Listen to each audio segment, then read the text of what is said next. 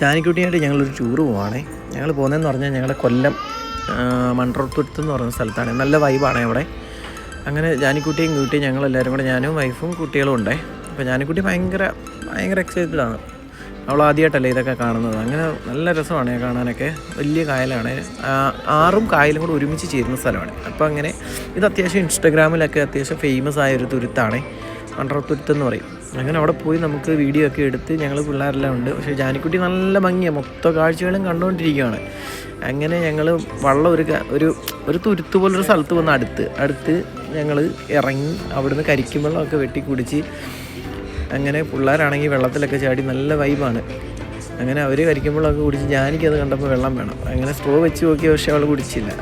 ഞങ്ങൾ കൊടുത്തപ്പോൾ നിറച്ച് കുടിച്ചവൾ കേട്ടോ, ഒരു കരിക്ക് മൊത്തത്തിൽ കുടിച്ച്.